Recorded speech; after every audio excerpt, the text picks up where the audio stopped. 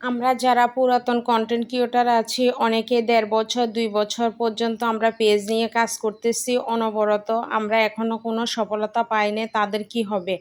আসলে অনেকেই এরকম কমেন্ট করে যে, "আপু আমরা তো ১৫ মাস এবং কি ২ বছর পর্যন্ত কাজ করে যাচ্ছি, কোনো সফলতা পাচ্ছি না এবং কন্টেন্ট মনিটাইজেশন পাচ্ছি না।" আসলে তাদের উদ্দেশ্যে বলি, আপনাদের মতো আমিও হতাশায় আছি। কারণ আমিও আজকে ২ বছর পর্যন্ত কাজ করতেছি, এখনো কোনো সফলতা পাই নাই। তো হ্যালো এভরিওয়ান, আসসালামু আলাইকুম। সবাই কেমন আছেন? আশা করি আল্লাহর রহমতে ভালো আছেন। আমিও আল্লাহর রহমতে ভালো আছি। তো আজকে একটুই ডেইলি ব্লগ নিয়ে হাজির হয়েছি। আসলে আমি যা করি তাই আমার পেজে আমি আপলোড করে থাকি। তো আসলে লং ভিডিও দিতে ইচ্ছে করে না যে কি বলবো, কি লিখবো এবং কি বলবো। আসলে কিছু করার নাই। আমরা যারা পুরাতন কনটেন্ট ক্রিয়েটর আছি, হতাশায় আছি। যারা ১,০০,০০০ ফলোয়ার, ২,০০,০০০ ফলোয়ার, ৩,০০,০০০ ফলোয়ার, ৭০,০০০, ৫০,০০০ এরকম আছি। যেমন আমি ৩২ পার হয়ে গেছি, ৩৩K ফলোয়ার। তবু আমরা এখনও কনটেন্ট মনিটাইজেশন সেটআপ পাই নাই। আসলে দুর্ভাগ্যবশত গত বছর আমার কিন্তু সেটআপ আসছিল ইনস্টিমেট। আমার সেটআপটা প্রায় ৯ থেকে ১০ মাস পর্যন্ত ইন রিভিউতে রেখে দিয়েছিল। তার জন্য আমি কোনো সেটআপ পাই নাই। তো এখন হতাশায় আছি। পেজ কি চালাবো না চালাবো না, কি করব?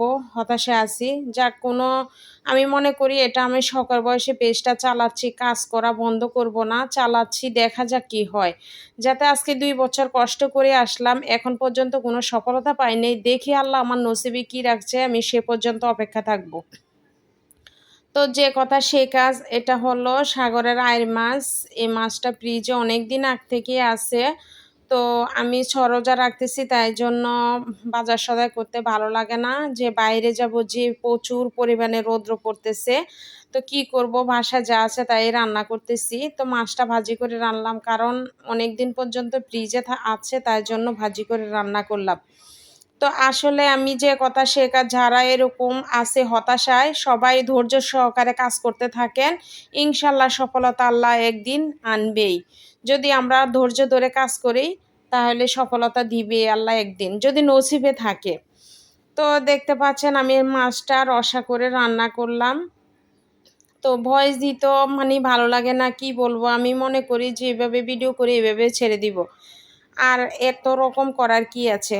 তো আমার মতো যারা এরকম আছেন হতাশায়, হতাশা ভুগবেন না, টেনশন করবেন না। আল্লাহর উপর ভরসা রাখেন। আল্লাহ যদি রিজিক রাখে, ইনশাআল্লাহ রিজিক আসবেই। এটা থেকে আমরা একদিন কোনো কিছু পাবো। যাতে এত কষ্ট করতেছি, ফেসবুক অবশ্যই আমাদেরকে দেখতেছে যে আমরা এত কষ্ট করতেছি। তো আমার মতো যারা আছেন কন্টিনিউ লেগে থাকেন, কন্টিনিউ কাজ করেন, অ্যাক্টিভ থাকেন। তো অ্যাক্টিভ থেকে অন্যকে ভালোবাসা দেন।